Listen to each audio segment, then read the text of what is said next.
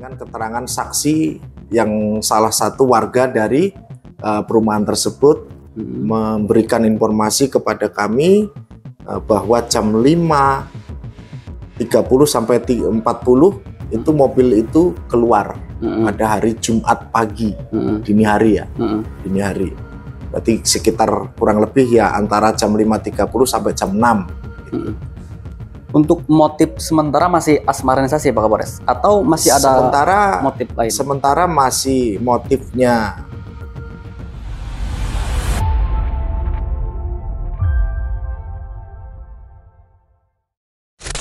Assalamualaikum warahmatullahi wabarakatuh. Waalaikumsalam warahmatullahi wabarakatuh. Jumpa lagi di program Saksi Kata Tribun Jambi bersama saya Sopyan. Peristiwa duka di Kabupaten Bungo, seorang dosen perempuan ditemukan meninggal dunia di perumahan Al Kausar, Kecamatan Rimbo Tengah, Kabupaten Bungo pada Sabtu 1 November 2025 sekitar pukul 12 siang. Hadir bersama saya Bapak Kapolres Bungo, AKBP Natalena Eko Cahyono. Selamat siang Bapak. Selamat siang Pak Kapolres. Ya. Bagaimana mengungkap kasus pembunuhan di Kabupaten Bungo sehingga bisa cepat terungkap? Baik, saya langsung ke proses penangkapan ya. Jadi dengan adanya laporan dari masyarakat bahwa ada yang meninggal yaitu almarhum, yaitu otomatis korban atas nama inisial EY.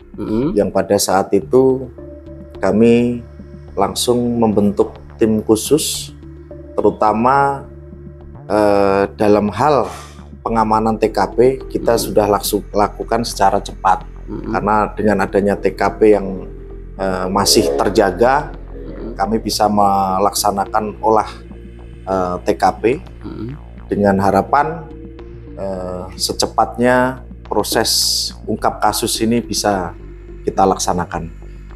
Kemudian dengan adanya tim khusus kami bekerja, kami bagi tugas, bagi target, sehingga pada malam hari kita lakukan ketemu semua tim yang di situ kita sudah mendapatkan beberapa data, yaitu dari nomor handphone korban, kemudian beberapa teman korban, yang di situ salah satunya juga kita kumpulkan juga teman dekat dalam arti pacarnya. Siap.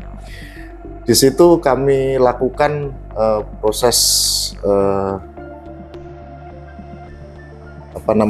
teknis yang dimana handphone korban dengan terduga pelaku itu yang match yang mana.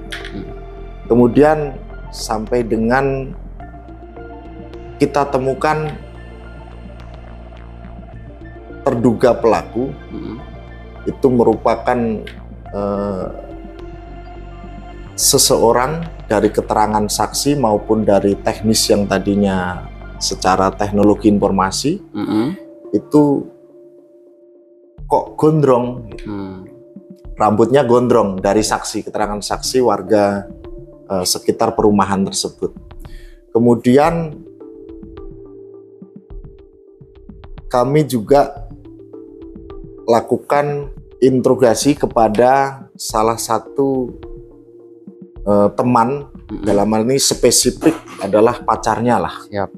Di situ kita jumpai keterangan dari inisial W itu tidak match dengan titik koordinat handphonenya. Jadi mengaku tidak berada di Bungo, kemudian dengan mimik yang sebetulnya sudah gelisah dan tidak kondusif pada saat kita lakukan komunikasi.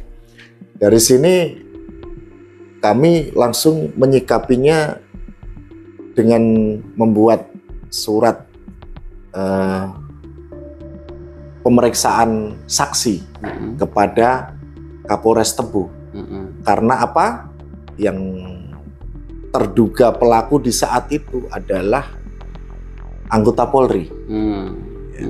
Dari situ dengan adanya surat pemeriksaan saksi yang sudah diklarifikasi, pagi harinya tim Opsional Reskrim itu melakukan olah TKP,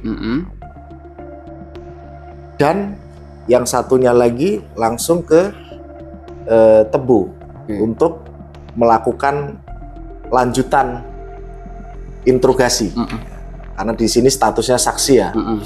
Dengan demikian dia mengakui, intinya mengakui, jadi panjang prosesnya, tapi intinya mengakui. Kemudian kita lanjutkan di mana barang-barang seperti mobil, kemudian motor, handphone dan lain sebagainya itu disimpan. Kemudian karena sudah merasa tidak bisa mengelak, akhirnya ditunjukkanlah satu persatu. Semua barang sekarang kita sudah amankan di Polres Bungo untuk menjadi barang bukti. Kemudian dari sisi saksi, keterangan saksi yang warga sekitarnya juga itu sudah match dengan ciri-ciri daripada pelaku tadi, yang sekarang statusnya sudah tersangka. Ya, Pak Kapolres, ini kan pelaku juga membawa mobil korban ya? Ya. Nah, itu bagaimana cara pelaku membawa mobil korban dan apa tujuan pelaku ini bawa mobil korban ini, Pak Kapolres? Ya, ini adalah hubungannya dengan motif. Pelaku ini membuat rekayasa seakan-akan proses terbunuhnya korban IY itu seakan-akan itu adalah perampokan, ya, dibunuh kemudian diambil harta bendanya untuk mengaburkan daripada identitas si pelaku tadi. Ya. Apa namanya? Ada kemungkinan tersangka ini lebih dari satu orang, Pak Kapolres?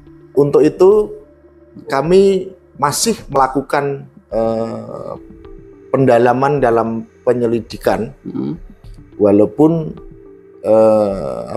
saat ini masih kita tetapkan masih satu tersangka.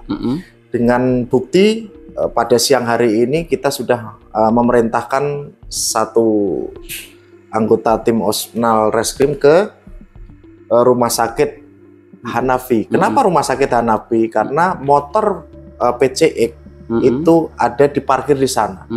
Mungkin dari CCTV itu nanti akan menunjukkan siapa yang membawa motor PCX itu, karena ada dua barang yang harus dikendarai.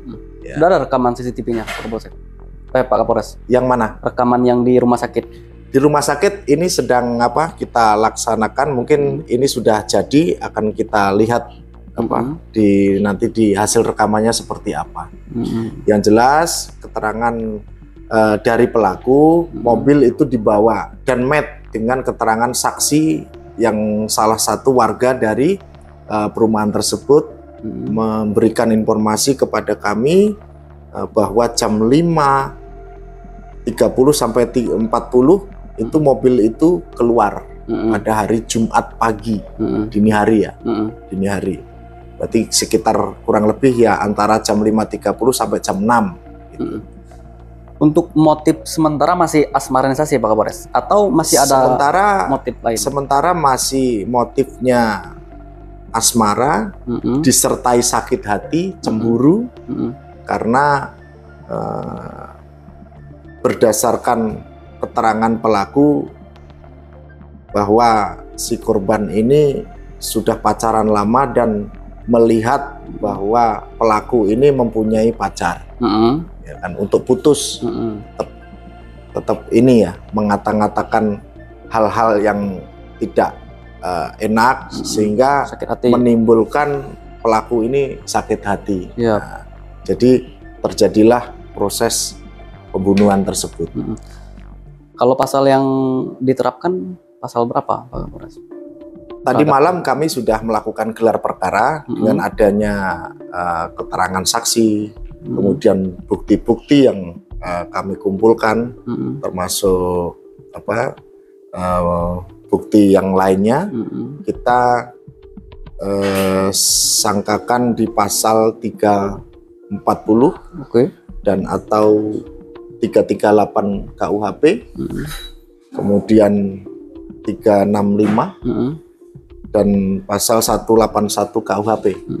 Ancaman berapa tahun penjara, Pak Kapolres?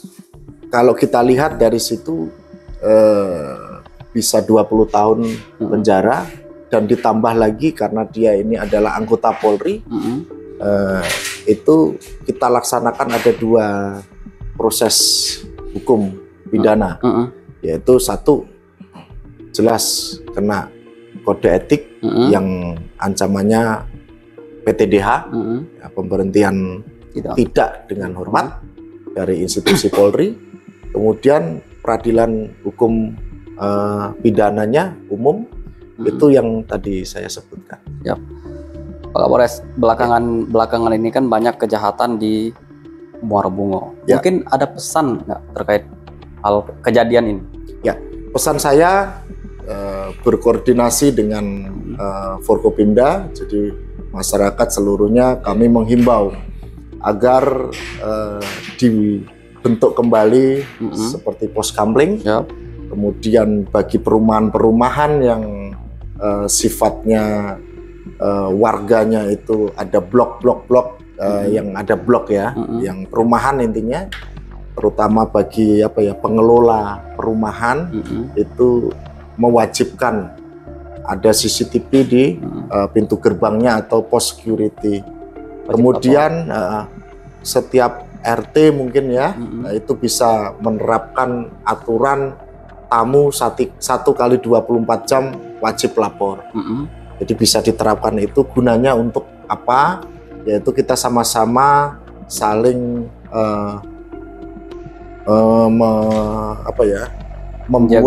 menjaga ketertiban. Itu ayo kita wujudkan sama-sama. Jadi dengan adanya misalnya 1 kali 24 jam tamu harus lapor, itu sangat membatasi terjadinya hal-hal seperti ini. Apalagi sempat menginap, kemudian itu pun juga bukan pasangan resmi. Nah, itu yang membuat batasan-batasan sehingga tidak terjadi tindak pidana serupa. Yap. Terima kasih Pak Kapolres atas waktunya. Ya. Demikian wawancara saya bersama Bapak Kapolres Bungo, AKBP Natalena Eko Cahyono. Kita tunggu perkembangan dari kasus tersebut tentunya di program Saksi Kata Tribun Jambi. Ya. Akhiri, wassalamualaikum warahmatullahi wabarakatuh. Waalaikumsalam. Download Tribun X sekarang, menghadirkan lokal menjadi Indonesia.